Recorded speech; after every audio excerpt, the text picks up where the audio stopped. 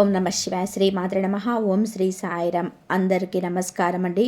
గాడిద స్త్రీల గురించి చెప్పిన 3 చెత్త విషయాలు వినడానికి అసహ్యంగా ఉన్న ఇవి నిజాలు. ప్రతి ఒక్కరూ తప్పకుండా ఈ విషయాలు తెలుసుకోవాలి.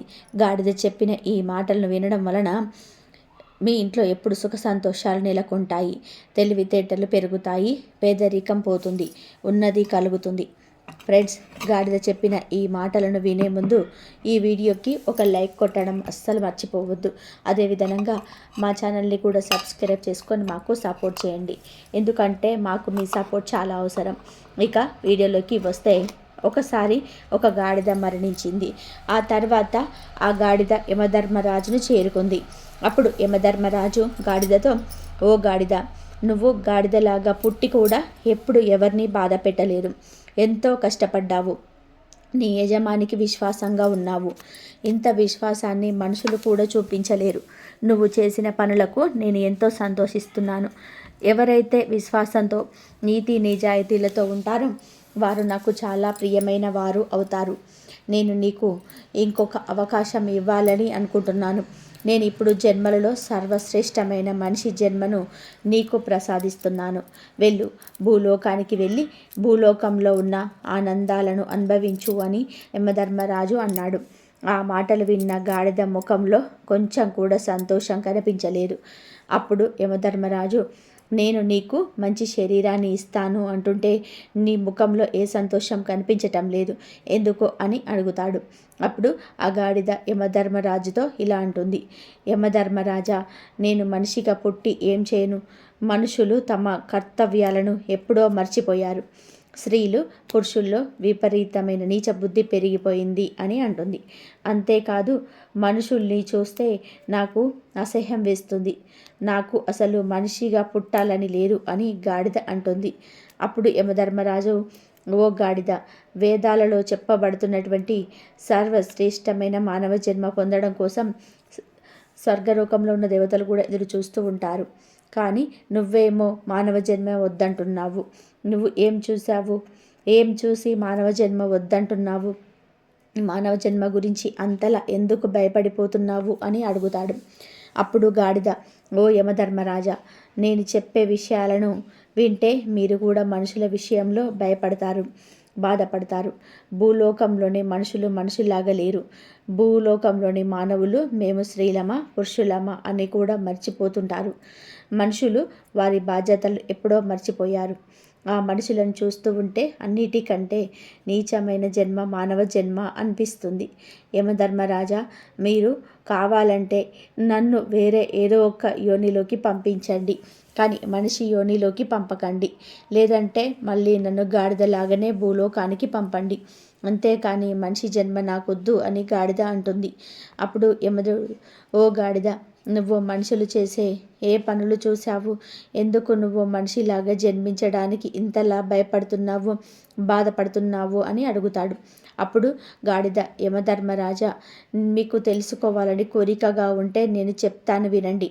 నేను చూసిన 3 సంఘటనలు చెప్తాను వినండి. మొదటి సంఘటన ఏమిటి అంటే, ఒకసారి ఒక యువ పండితుడు కాశీలో విద్యను అభ్యసించడానికి వెళ్ళాడు. తను 12 సంవత్సరాల పాటు విద్యాభ్యాసం పూర్తి చేసి తిరిగి ఇంటికి వచ్చాడు. ఇంటికి వచ్చాక ఆ పండితుడు తన తండ్రితో ఇలా అన్నాడు, నాన్నగారు, నేను వేదాంగాలు నేర్చుకున్నాను. కాబట్టి మీరు నన్ను ఏదైనా సరే ప్రశ్న అడగండి, నేను దానికి సమాధానం చెప్తాను అని అన్నాడు. అప్పుడు ఆ యువ పండితుడితో తండ్రి ఇలా అన్నాడు, నువ్వు అన్నీ చదువుకొని వచ్చాను అంటున్నావు కాబట్టి నేను నీకొక ప్రశ్న అడుగుతాను, దానికి సమాధానం చెప్పని. పాపానికి తండ్రి ఎవరు అని అడిగాడు. అప్పుడు ఆ యువ పండితుడు ఆలోచనలో పడ్డాడు. పాపానికి తండ్రా? ఈ విషయాన్ని నేను ఏ పుస్తకంలోనూ చదవలేదు. అసలు ఈ విషయం ఏ పుస్తకంలోనూ లేదు అని ఆలోచనలో పడ్డాడు. ఎలాగైనా సరే ఈ విషయం తెలుసుకోవడానికి రాత్రంతా కూడా అనేక పుస్తకాలు చదివాడు. కానీ ఎన్ని పుస్తకాలు చదివినా సమాధానం దొరకలేదు. మరుసటి రోజు తండ్రి మళ్ళీ కొడుకును అడుగుతాడు, నీకు పాపానికి తండ్రి పేరే తెలియనప్పుడు నువ్వు అంత దూరం వెళ్ళి ఏం చదువుకొని వచ్చావు అని అడిగాడు. తండ్రి మాటలు విన్న యువ పండితుడు, మీరు ఏమీ చింతించకండి, నేను ఎలాగైనా సరే పాపానికి తండ్రి పేరు ఏమిటో తెలుసుకొని వస్తానని మళ్ళీ ఆ యువ పండితుడు కాశీకి బయలుదేరాడు. దారిలోనే అతడికి దాహం వేసింది. అక్కడే అతడికి ఒక ఇల్లు కనిపించింది. ఆ యువ పండితుడు ఆ ఇంటి దగ్గరికి వెళ్ళి ఆ ఇంట్లో ఉన్న స్త్రీతో, అమ్మ, నేను చాలా దూరం నుండి వస్తూ ఉన్నాను, నాకు దాహంగా ఉంది, కొంచెం మంచినీళ్ళు ఇవ్వండి అన్నాడు. అప్పుడు ఆ స్త్రీ అతడికి కొన్ని నీళ్ళు ఇచ్చింది. ఆ యువ పండితుడు ఆ మంచినీళ్ళు తాగిన తర్వాత, ఇది ఎవరి ఇల్లు, మీరు ఎవరు అని అడిగాడు. అప్పుడు ఆ స్త్రీ, మీరు ఈ నీళ్లు తాక్కముందే ఆ ప్రశ్న అడిగి ఉండాల్సింది, ఇప్పుడు ఎందుకు అడుగుతున్నారు? కానీ అడుగుతున్నారు గనక చెప్తున్నాను, ఈ ఇల్లు ఒక వేశ్యది, నేను ఒక వేశ్యని అంది. అప్పుడు విన్న యువ పండితుడు, అయ్యో, నేను ఎంత పెద్ద అపరాధం చేశాను, నేను ఒక వేశ్య ఇంట్లో నీళ్లు తాగాను, నేను పాపానికి తండ్రి పేరు వెతుక్కుంటూ వచ్చి నేను ఇంకా పాపాత్ముడిని అయ్యాను అనుకుంటూ ఉండగానే ఆ వేశ్య ఇలా అంటుంది, ఇంతకీ మీరెవరు, ఎక్కడికి వెళ్తున్నారు అని అడిగింది. దానికి ఆ పండితుడు మొత్తం విషయమంతా కూడా ఆ వేశ్యతో చెప్పి, నేను పాపానికి తండ్రి పేరు తెలుసుకోవడానికి కాశీకి వెళ్తున్నాను అన్నాడు. అప్పుడు ఆ వేశ్య, ఇతను 12 సంవత్సరాలు కాశీలో చదువుకొని వచ్చారు, కానీ అయినా పాపానికి తండ్రి పేరు ఎవరో తెలియదు, కాశీకి వెళ్తే మాత్రం పాపానికి తండ్రి పేరు ఎలా తెలిసిపోతుందని మనసులో అనుకుంటుంది. ఈ పండితుడు ఎలాగో నా దగ్గరికి వచ్చాడు కాబట్టి ఆ సమాధానం ఏమిటో నేను ఇతనికి చెప్తే సరిపోతుంది కదా అని ఆలోచించి ఆ వేశ్య ఆ పండితుడితో, మహాత్మా, నీకు పాపానికి తండ్రి పేరు తెలుసుకోవాలని ఉన్నట్లయితే మీరు కాశీకి వెళ్ళాల్సిన అవసరం లేదు, పాపానికి తండ్రి పేరు నేను నీకు చెప్తాను అంది. అప్పుడు ఆ పండితుడు, నువ్వు నాకు ఆ పేరు చెప్పావంటే నేను అంత దూరం వెళ్ళాల్సిన పని ఉండదు, అదేదో త్వరగా చెప్పు అంటాడు. అప్పుడు ఆమెష, ఓ మహాత్మా, నేను మీకు ఆ పేరు చెప్తానులే గాని మీరు చాలా నీరసంగా ఉన్నారు, మీరు చాలా దూరం నుండి నడిచి వచ్చారు, అందువలన మీకు కాసేపు ఇక్కడ విశ్రాంతి తీసుకోండి, ఆలోగా నేను మీకు భోజనం సిద్ధం చేస్తాను, మీరు భోజనం చేసిన తర్వాత మీకు ఆ సమాధానం చెప్తాను అంది. అప్పుడు ఆ పండితుడు, నేను మీ ఇంట్లో ఎలా భోజనం చేస్తాను, నువ్వు ఒక వేసేవి, నేనిక్కడ భోజనం చేయలేను, అసలు ఇక్కడ మంచినీళ్ళు తాగినందుకే నేను ప్రాయశ్చిత్తాన్ని చేసుకోవాలి అన్నాడు. ఆ మాటలు విన్న శ్రీ, నేను మీకు బియ్యం, పప్పు, నెయ్యి, కూరగాయలు అన్నీ ఇస్తాను, మీరు స్వయంగా భోజనాన్ని తయారు చేసుకొని తినండి అని చెప్పింది. అప్పుడు ఆ పండితుడు, నువ్వొక వేసేవి, నేను మీ ఇంటి నుండి ఒక బియ్యం గింజ తీసుకోవడానికి కూడా సిద్ధంగా లేను అన్నాడు. అప్పుడు ఆ వేశ్య, ఓ మహాత్మా, నువ్వు ఇవి నా చేతిలో నుండి తీసుకున్నావు అంటే నేను నీకు 5 బంగారు నాణాలు ఇస్తాను అంది. దాంతో ఆ పండితుడు, ఇక్కడ నన్ను ఎవరు చూస్తారులే, అయినా నేను ఎవరో ఇక్కడి వారికి తెలియదు కదా అని అనుకొని ఆమె చేతిలో నుంచి బంగారు నాణాలు తీసుకొని ఆ వేశ్య ఇచ్చిన ఆహార పదార్థాలను కూడా తీసుకున్నాడు. ఆ పండితుడు వంట చేసుకోవడానికి అన్ని సిద్ధం చేసుకుంటూ ఉన్నాడు. ఇంతలో ఇంటిలో నుంచి వేసి బయటికి వచ్చేసి నేను ఇచ్చిన నీరు, బియ్యము అన్నీ కూడా తీసుకున్నారు. అలాంటప్పుడు నా చేతులతో వండి పెడితే ఏం అవుతుంది అని అంటుంది. దానికి ఆ పండితుడు, నేను నీ చేతితో ఇచ్చిన మంచినీళ్ళు తాగాను, బియ్యం తీసుకున్నాను, అంతకు మించి ఎక్కువ ఆశించవద్దు అని అన్నాడు. దానికి ఆ వేశ్య, మీరు నా చేతులతో వండిన భోజనం తింటాను అంటే నేను నీకు ఇంకొక 5 బంగారు నాణాలు ఇస్తాను అని చెప్పింది. దాంతో ఆ పండితుడు, నేను ఇక్కడ భోజనం చేస్తే మరొక 5 నాణాలు వస్తాయి, అప్పుడు మొత్తం 10 నాణాలు అవుతాయి, నన్నెవరు చూశారులే అని అనుకొని వేశ్యతో, సరే, నేను నీ చేతులతో వండిన భోజనాన్ని తింటాను, కానీ నువ్వు స్నానం చేసిన తర్వాతే వంట చెయ్యి అని అన్నాడు. ఆ వేశ్య అలాగే స్నానం చేసి భోజనాన్ని సిద్ధం చేసి ఆ తర్వాత ఆ పండితుడికి భోజనం వడ్డించబోతూ ఉంటే ఆ పండితుడు, నువ్వు వడ్డించవద్దు, నేను వడ్డించుకొని తింటాను అన్నాడు. అప్పుడు ఆ వేశ్య, నేను నీకోసమే కదా ఈ భోజనాన్ని తయారు చేశాను, నేను నీకు వడ్డిస్తే ఏమవుతుంది అంది. లేదు, నువ్వు వడ్డించిన భోజనాన్ని నేను తినను అన్నాడు పండితుడు. అప్పుడు ఆ వేశ్య, నువ్వు నా చేతితో అన్నం పెట్టించుకుంటే నేను నీకు మరొక 5 బంగారు నాణాలు ఇస్తాను అంటుంది. సరే అంటాడు పండితుడు. దాంతో ఆమె భోజనం వడ్డించి తన చేతితో పండితుడికి తినిపిస్తుంది. అలా తినిపిస్తూ అతడి భుజం మీద చెయ్యి వేస్తుంది. పండితుడికి విపరీతమైన కోపం వచ్చింది. నువ్వు చాలా అపరాధం చేశావని మండిపడ్డాడు. అప్పుడు ఆ వేశ్య ఇలా అంది, ఓ మహాత్మా, నేను ఎలాంటి అపరాధం చేయలేదు. నువ్వు వెతుక్కుంటూ వచ్చిన దానికి సమాధానం చెప్తున్నాను. నిజానికి అపరాధాలన్నీ కూడా నువ్వే చేశావు. నువ్వు మా ఇంట్లో నీళ్లు తాగావు, భోజనం కోసం పదార్థాలు తీసుకున్నావు, మా ఇంట్లో వండిన భోజనాన్ని తిన్నావు, నా చేతులతో పెట్టిన భోజనాన్ని తిన్నావు. ఇక వేసే ఇంట్లో మీరు ఇలాంటి పనులు చేయకూడదు కదా, కానీ మీరు ఎందుకు చేశారని అడిగింది. అప్పుడు పండితుడు, నువ్వు చూపించిన ప్రేమ వలనే ఇదంతా చేశాను అన్నాడు. దానికి వేశ్య, మీరు ఇదంతా కూడా నేను చూపించిన ప్రేమ వలన కాదు, నేను ఇచ్చిన బంగారు నాణాల మీద లోభత్వంతో మా ఇంట్లో భోజనం చేయడానికి సిద్ధమయ్యారు. చివరికి నా చేతులతో తినడానికి కూడా ఒప్పుకున్నారు. ఇదే పాపానికి తండ్రి. నువ్వు లోభత్వంతో చేయకూడని పనులన్నీ చేశావు. నువ్వు ఏవైతే పాపాలు అని అనుకుంటున్నావో అవన్నీ చేశావు అని అంది. వేసే మాటలు విన్న పండితుడికి అజ్ఞానంతో మూసుకుపోయిన తన కళ్ళు తెరుచుకున్నాయి. వెంటనే ఆ వేశ్య పాదాల మీద పడి, మీరు వేసే కాదు, మీరు నా గురువు. 12 సంవత్సరాలు నేను కాశీలోని విద్యను అభ్యసించిన తర్వాత కూడా ఈ ప్రశ్నకు నాకు సమాధానం తెలియలేదు. కానీ మీరు నాకు ఒక క్షణంలో తెలియజేశారు. పాపానికి తండ్రి ఎవరనేది నాకిప్పుడు అర్థమైంది. పాపానికి తండ్రి లోభత్వం అన్నాడు పండితుడు. లోభత్వానికి గురై చేసే పనులన్నీ కూడా శాస్త్ర విరుద్ధమే. అందువలనే ఇవన్నీ కూడా పాపాల కింద పరిగణించబడుతున్నాయి అని ఆ వేశ్య పండితుడికి జ్ఞానోదయం కలిగించిందని గాడిద యమధర్మరాజుతో చెప్తుంది. అందువలనే ప్రభు, నాకు మానవ జాతి అంటే నచ్చదు. స్త్రీ అయినా పురుషులైన లోభత్వానికి గురైతే ఎంత నీచమైన పని చేయడానికైనా సరే వెనకాడరు. వారి స్వార్థం కోసం తన వారిని చంపడానికి కూడా సిద్ధపడుతూ ఉంటారు అని అంది. అంతేకాదు యమధర్మరాజా, నేను ఇప్పుడు 2వ సంఘటన గురించి కూడా చెప్తాను అని ఇలా చెప్పడం ప్రారంభించింది. మనుషులు తమ నీతి నియమాలను వెంటనే మర్చిపోతారు. వారి ధర్మం పైన వారు ఎప్పుడూ స్థిరంగా నిలబడరు. ఎప్పుడైనా సరే వారికి ఏదైనా మంచి వస్తువులు కనిపించిన, అందమైన స్త్రీలు కనిపించిన, ధనం కనిపించిన వెంటనే వారు నీతి నియమాలను మర్చిపోతారు. ఒక వ్యాపారికి ఒక అందమైన కూతురు ఉండేది.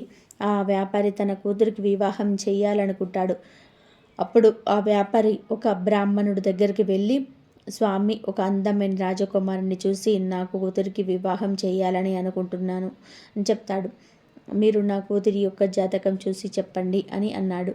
అప్పుడు ఆ బ్రాహ్మణుడు, నేను నీ కూతురి యొక్క భాగ్యాన్ని చూసి మాత్రమే చెప్పగలను. మీ అమ్మాయిని ఇక్కడికి తీసుకురండి, లేదా నేనే మీ ఇంటికి వస్తాను అని అన్నాడు. అప్పుడు ఆ వ్యాపారి, స్వామి, మీరు మా ఇంటికి వచ్చి మా ఇంట్లో మీ పాదాన్ని పెట్టినట్లయితే మా ఇల్లు పవిత్రమైపోతుంది అన్నాడు. మరుసటి రోజు ఉదయాన్నే బ్రాహ్మణుడు ఆ వ్యాపారి ఇంటికి వెళ్ళాడు. బ్రాహ్మణుడు ఇంటికి రాగానే ఆ వ్యాపారి అతడికి సకల మర్యాదలు చేశాడు. ఆయనకొక ఆసనాన్ని వేసి కూర్చోబెట్టి తన కూతురిని రమ్మని పిలిచాడు. ఆమెను చూడగానే ఆ బ్రాహ్మణుడు ఆమెకు ఆకర్షితుడయ్యాడు. దాంతో ఆయన మనసులోని ఎటువంటి అందమైన అమ్మాయి నాకు లభిస్తే నాకు అంతకన్నా మేలు జరుగుతుంది, కాబట్టి నేనేం చేస్తే ఈ అమ్మాయి నాకు దక్కుతుంది అని ఆలోచించి వెంటనే ఏడవడం ప్రారంభించాడు. ఆ ఏడుపు చూసిన వ్యాపారి, స్వామి, మీరెందుకు ఏడుస్తున్నారు అని అడిగాడు. అప్పుడు ఆ బ్రాహ్మణుడు వ్యాపారిని పక్కకు తీసుకొని వెళ్ళి, నీ కూతురి జాతకం చూసి నేను ఏడుస్తున్నాను. ఈ రేఖలు ఎలా ఉన్నాయి అంటే, ఈ కన్య మీ వంశాన్ని నాశనం చేస్తుంది. ఈమె ఏ ఇంట్లో అడుగు పెడుతుందో ఆ ఇల్లు సర్వనాశనం అవుతుంది అని అన్నాడు. ఆ మాటలు విన్న వ్యాపారి చాలా కంగారు పడ్డాడు. స్వామి, దానికి ఎటువంటి పరిహారం లేదా నా వంశం నాశనం అవ్వకుండా ఉండడానికి నేనేం చేయాలి అని అడిగాడు. దానికి ఆ బ్రాహ్మణుడు, నువ్వు నీ కూతుర్ని ఒక పెట్టెలో పెట్టి సాయంత్రం నదిలో వదిలేయి. అలాగే ఆ పెట్టెపైన ఒక దీపం వెలిగించు. దానివల్ల మీ కులం రక్షించబడుతుందని చెప్పి ఆ బ్రాహ్మణుడు అక్కడి నుంచి వెళ్ళిపోయాడు. ఆ బ్రాహ్మణుడు ఎందుకలా చెప్పాడు అంటే, ఖచ్చితంగా వ్యాపారి తన కూతుర్ని నదిలో వదిలేస్తాడు.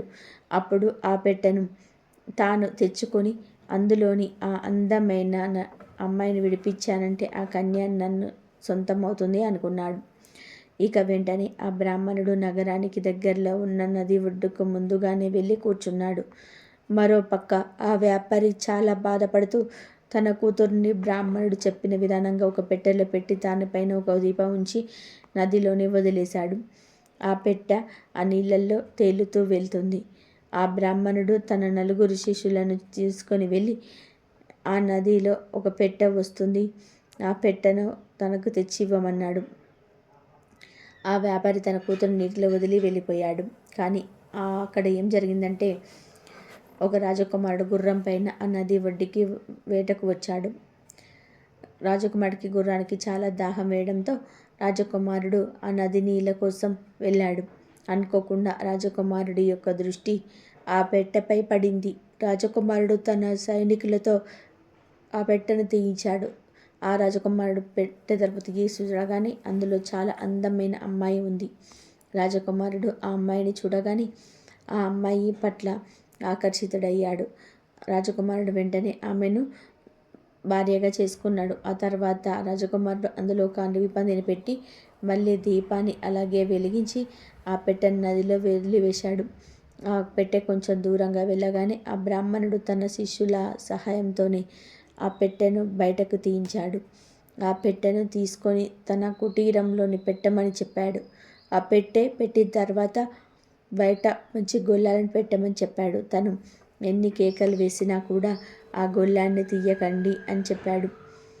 నేను కానీ ఇంకెవరైనా మాటలు వినిపించినా కూడా మీరు ఎట్టి పరిస్థితుల్లో కూడా గొల్లెం తీయవద్దు అని చెప్పి తను లోపలికి వెళ్ళి పెట్టెను తీశాడు. అంతే, అందులో నుంచి ఒక అడవి పంది బయటకు వచ్చింది. వెంటనే ఆ బ్రాహ్మణుడు బాగా ఆర్వటం ప్రారంభించాడు. తలుపులు తీయమని శిష్యులను బ్రతిమిలాడాడు. కానీ ఎవరు తలుపు తీయలేరు. చివరికి అడవి పంది బ్రాహ్మణుడిని చంపివేసింది. కాసేపటికి ఎటువంటి శబ్దాలు వినపడకపోవడంతో బయట ఉన్న శిష్యులు తలుపు తీసి చూసేసరికి గురువు చనిపోయి ఉంటాడు. ఆ పంది కూడా అక్కడి నుంచి పారిపోయింది. వేదాంగాలు అభ్యసించిన ఆ బ్రాహ్మణుడు తమ నీతి నియమాలను మర్చిపోయి కామానికి లోని చెడు చేయడానికి ప్రయత్నం చేశారు. నమ్మి వచ్చిన వాడిని మోసం చేయాలని చూశాడు. చివరికి తన మరణానికి తానే కారణమయ్యాడు. అందుకే యమధర్మరాజా, ఇలాంటి నీచ మానవ శరీరాన్ని ధరించడానికి నాకు అసలు ఇష్టం లేదు అని గాడిద చెప్పింది. అప్పుడు యమధర్మరాజు, నువ్వు చెప్పిందంతా సత్యమే. మానవులు ఎవరి మీద కూడా నమ్మకం ఉంచుకోలేకపోతున్నారు. ఎవరు ఏ విధంగా నీతిని మర్చిపోతున్నారో అర్థం కావటం లేదు. మనుషులు తప్ప మిగతా అన్ని జీవులు కూడా ప్రకృతి యొక్క నియమాలను పాటిస్తూ ఉన్నాయి. కేవలం మనుషులు మాత్రమే నీతి నియమాలను మర్చిపోతున్నారు. ఎవరిపైన కూడా ఎవరు కూడా విశ్వాసాన్ని చూపించలేకపోతున్నారు అన్నాడు యమధర్మరాజు. ఆ తర్వాత గాడిద యమధర్మరాజుతో, మీకు నేను ఇప్పుడు 3వ కథ కూడా చెప్తాను, వినండి. ప్రపంచంలో మనుషులు ఎంత నీచంగా ఉన్నారు అంటే, ఒక రాజు వేట కోసం అడవికి వెళ్ళాడు. అప్పుడు అతడికి చాలా దాహం వేసింది. ఇటు అటు చూడగా ఒక పొలంలో పని చేసుకుంటున్న రైతు కనిపించాడు. ఆ రైతు దగ్గరికి వెళ్ళి, నాకు చాలా దాహంగా ఉంది, కాస్త నీళ్ళు ఇవ్వండి అని అడిగాడు. కానీ ఆ రైతు దగ్గర కూడా మంచి నీళ్ళు లేవు. కానీ ఆ రైతు పొలంలో పుచ్చకాయలను పండిస్తూ ఉన్నాడు. వెంటనే ఒక పుచ్చకాయలను కోసి ఆ రాజుకిచ్చాడు. ఆ రాజు ఆ పుచ్చకాయలను అంతా కూడా రసాన్ని తాగి తన దాహాన్ని తీర్చుకున్నాడు. ఆ తర్వాత ఆ రైతుతో రాజు ఇలా అంటాడు, నువ్వు ఎంత పన్ను చెల్లిస్తున్నావు అని అడిగాడు. అప్పుడు ఆ రైతు, మహారాజా, నేను 1 రూపాయిని పన్నుగా చెల్లిస్తూ ఉన్నాను అని చెప్పాడు. అది విన్న రాజు వెంటనే, ఇంత పెద్ద పంట పండించి కేవలం 1 రూపాయి మాత్రమే పన్నుగా చెల్లిస్తున్నావా అని అంటాడు. రాజు వెంటనే మంత్రిని పిలిపించి, ఈ రోజు నుంచి రైతులకు పన్నులు పెంచండి అని అంటాడు. ఒకరోజు మళ్ళీ ఆ రోజు వేటకు వెళ్ళాడు. మళ్ళీ ఆ రాజుకు దాహం వేసింది. మళ్ళీ రాజుగారు అదే రైతును తాగడానికి నీళ్లు అడిగాడు. ఆ రోజు కూడా రైతు ఒక పెద్ద పుచ్చకాయను కోసి ఆ రాజుకి ఇచ్చాడు. కానీ ఆ రోజు ఆ పుచ్చకాయ నుండి ఎక్కువ రసం రాలేదు. వెంటనే రాజుగారిని ఇంకొక పుచ్చకాయ ఏమని మంత్రి గారు చెప్తాడు. ఆ పుచ్చకాయలో ఉన్న రసం తాగాడు. కానీ అందులో నుంచి కూడా ఎక్కువ రసం రాలేదు. ఇలా 4-5 పుచ్చకాయలలోని రసాన్ని తాగినా కూడా ఆ రాజు యొక్క దాహం తీరలేదు. అప్పుడు ఆ రాజు, ఇదేంటి, ఎన్ని పుచ్చకాయలు తిన్నా కూడా నా దాహం ఎందుకని తీరటం లేదు? కానీ ఆ రోజు ఒక్కటే పుచ్చకాయ నా దాహాన్ని తీర్చిందని మంత్రితో అన్నాడు. అప్పుడు మంత్రి, మహారాజా, పుచ్చకాయలలో రసం ఎండిపోయింది. ఎందుకంటే మీరు పుచ్చకాయలలోని రసాన్ని చూసి రైతులపై పన్ను భారాన్ని పెంచారు. అక్కడ మీ వక్ర బుద్ధి చూపించారు. మీరు చేసిన ఈ పనికి భూదేవి ఆ పళ్ళల్లోని రసాన్ని తనలో దాచుకుంది. అందుకే ఎప్పుడు కూడా బాధ్యతతో వ్యవహరించాలి, బాధ్యతాయుతంగా ఉండాలి. మన చెడు ఆలోచనలు ఎదుటి వాళ్ళను కూడా చెడుగా మారుస్తాయి. అదే ప్రకృతి నియమమని మంత్రి రాజుతో తను చేసిన తప్పు గురించి తెలియజేశాడు. ఆ గాడిద చెప్పిందంతా కూడా విన్న యమధర్మరాజు, నువ్వు చెప్పిందంతా కూడా సత్యమే, నేను కూడా అంగీకరిస్తున్నాను. కానీ అందరూ అలాంటి వారు అనుకోవడం కూడా సరైనది కాదు కదా. మంచి మనుషులు కూడా భూలోకంలో ఉన్నారు. నువ్వు చెడ్డ వాళ్ళను చూసి ఈ విధంగా మాట్లాడుతూ ఉన్నావు. ఎవరు ఏ విధంగా కర్మలు చేస్తారో దాని ఆ కారణంగానే వారికి ఫలితాలు కూడా లభిస్తాయి. కాబట్టి నేను నీ నిర్ణయాన్ని గౌరవిస్తూ నీకొక దివ్యమైన దేవతా రూపాన్ని ఇస్తున్నాను. నువ్వు కూడా దేవతలో ఒకరిగా ఉండు, ఆనందమైన జీవితాన్ని అనుభవించు అని చెప్పాడు. అప్పుడు ఆ గాడిద ఒక దివ్యమైన దేవతా రూపం తీసుకొని స్వర్గలోకానికి వెళ్ళిపోయింది. ఈ వీడియో కనుక మీకు నచ్చినట్లయితే ప్లీజ్ లైక్ చేయండి, షేర్ చేయండి, సబ్స్క్రైబ్ చేసుకోవడం మాత్రం అస్సలు మర్చిపోకండి. ఈ వీడియోను హైప్ కూడా చేయండి. ఇంతవరకు చూసినందుకు ధన్యవాదాలు. కాబట్టి మనము నీతి నిజాయితీగా ఉండాలి అని చెప్పేసి ఈ గాడిద ఆ యమధర్మరాజుకి ఈ విధంగా మనకు తెలియజేస్తుంది. జై శ్రీరామ్. ఓం నమః శివాయ. శ్రీమాత్రే నమః.